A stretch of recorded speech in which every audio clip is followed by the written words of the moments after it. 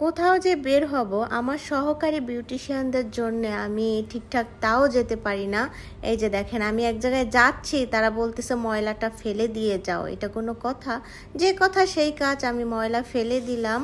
কোনো কাজই ছোট না, সেটাই আপনাদেরকে বোঝালাম। আসলে আমি সব কাজই করতে পারি, সব কাজই করি। আমি একটি পার্লারের ওনার বলে আমি ভাব নিয়ে বসে থাকবো, সব আমার সহকারী বিউটিশিয়ানরা করবে, তারপর হচ্ছে হেল্পিং হ্যান্ড সে করবে, সব কাজ তাদেরই যে করতে হবে এরকম কোনো কথা না। আসলে নিজের কাজ নিজের করাটাই ভালো। আসলে যে সব সময় আমি এই সব কাজ করি না, আমরা সবাই মিলে মিশে কাজ করি। যাই হোক, আমি হচ্ছে যাচ্ছিলাম খুলনায়।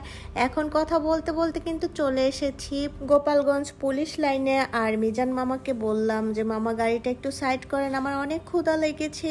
আমার ক্ষুধা লাগেছে শুনেই হচ্ছে মামা গাড়িটা সাইড করলো, আর আমি এখান থেকে কিছু খাবার কিনে খেয়ে নিলাম আর চলে আসলাম খুলনা শহরে।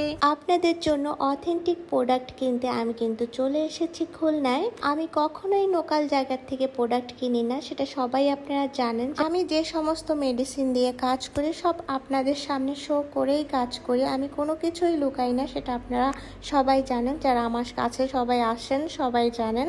যাই হোক, এখন আমি কোথায় যাচ্ছি বলুন তো? নদীর পাশ দিয়ে সুন্দর একটি রোড ধরে আমি কোথায় যাচ্ছি।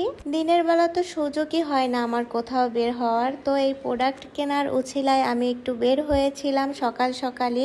কেনাকাটা শেষ করে অনেকটা সময় ছিল হাতে, তাই একটু ঘুরতে বের হয়ে গিয়েছিলাম। এবার বলেই দিচ্ছি আমি কোথায় ঘুরতে এসেছি। আসলে বঠিয়াঘাটা এসেছিলাম, রানা রিসোর্টে যাব সেই উদ্দেশ্যে। তো একা একা আবার রানা রিসোর্টে ভালো লাগছিল না, এই জন্য নদীর আশেপাশ দিয়ে ঘুরতেছিলাম। বঠিয়াঘাটা এই ব্রিজটার নাম কি কারো যদি জানা থাকে তো কমেন্টে জানাবেন। এত সুন্দর দৃশ্য দেখে কি গাড়িতে চুপচাপ বসে থাকা যায় বলেন? মামাকে বললাম মামা গাড়িটা সাইড করেন, মামা গাড়িটা সাইড করলো। আর এই যে সুন্দর দৃশ্যটা আমি একা একা উপভোগ করলাম আর আপনাদের জন্য একটু ভিডিও করে নিলাম শেয়ার করব বলে। তারপরে ব্রিজ থেকে একটু সামনে আগালেই হচ্ছে এই যে সুন্দর জায়গাটা দেখেন, ছোটখাটো একটা পার্কের মতো করে রেখেছে। এখানে একটি দোলনা ছিল, আর দোলনা দেখলেই তো আমি ছোট মানুষের মতো দোল খাই, সেটা সবাই জানেন। আমি দোলনায় দোলা শুরু করে দিয়েছি, দোলনায় দুলছিলাম আর অনেক কথা বলছিলাম। আমি আবার কথা ছাড়া থাকতেই পারি না, সেটা আবার সবাই জানেন। আর এই যে দেখতে পাচ্ছেন নদীর সাইডে বসার জন্য অনেক জায়গা আছে, আর ছোট ছোট কিন্তু আরো দোলনা আছে।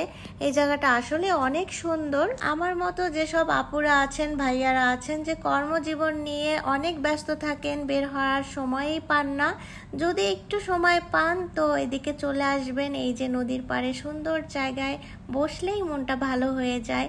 আমাকে দেখলেই বুঝতে পারছেন যে আমার মনটা আজ কত ভালো। এইখানে আপনাদের আরো সুন্দর একটি দৃশ্য দেখাচ্ছে, এই যে জাল খেয়াও দিচ্ছে, এটাকে কি বলে? খেয়াও দেওয়াই তো বলে, আমাদের মাদারীপুরে খেয়াও দেওয়া বলে, সেটাই দেখছিলাম। যাই হোক, আমার ঘুরে শেষ। আমি এখন আমার গন্তব্যে আবারও রওনা দিলাম। একটু মন চাচ্ছিল না যেতে, তারপরে যেতে হবে। মানুষের মন তো কত কিছুই চায় না, তারপরে না চাইতেই অনেক কিছু করতে হয়। যাই হোক, মাদারীপুরের উদ্দেশ্যে রওনা দিলাম। অবশেষে আমি আমার পার্লারের সামনে চলে আসলাম আর মামাকে বললাম মামা একটু কষ্ট করে সব নামিয়ে দেন। যেই কথা সেই কাজ, মামা সবকিছু নামিয়ে দিল।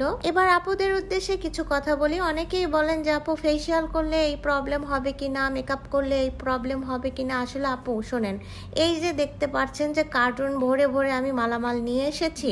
যে সব পার্লারে কাজ হয় না সেই সব পার্লারে কিন্তু এত মালামাল কেউ আনবে না, তাই না? আর যেসব পার্লারে কাজ হয় না সেই সব পার্লারে কিন্তু মেডিসিন পড়ে থাকে, ডেট ফেল হয়ে যায়। আর ওই সব মেডিসিন দিয়ে যদি কাজ করা হয় তো স্কিনে তো প্রবলেম হবেই, তাই না? আলহামদুলিল্লাহ আপনাদের দোয়ায় আমার অনেক ক্লায়েন্ট হয়, আপনাদের প্রচারে আমার অনেক ক্লায়েন্ট হয়। মেডিসিন যে ডেট ফেল হবে সেই সুযোগটা আপনারা দেন না আলহামদুলিল্লাহ। তো নিশ্চিন্তে চলে আসবেন আমার স্বপ্নের ছোঁয়া বিউটি পার্লারে। আর আমার ভিডিওটি A to Z যারা দেখেছেন থ্যাংক ইউ সো মাচ। ভিডিওটি এখানেই শেষ করছি। সবাই ভালো থাকবেন, সুস্থ থাকবেন। আল্লাহ হাফেজ।